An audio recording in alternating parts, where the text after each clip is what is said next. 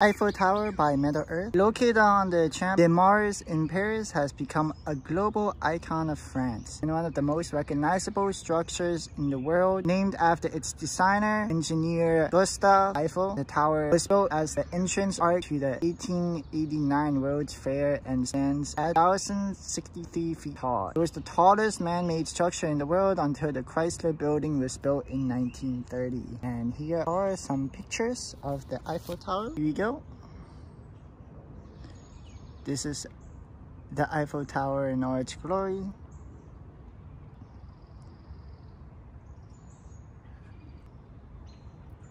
Come on.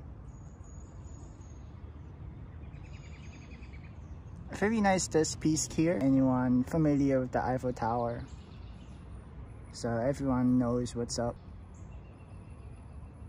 See all the detailing here.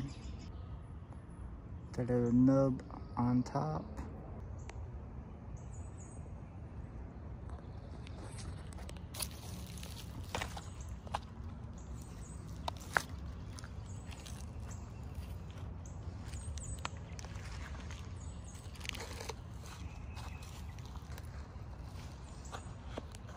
Here you go.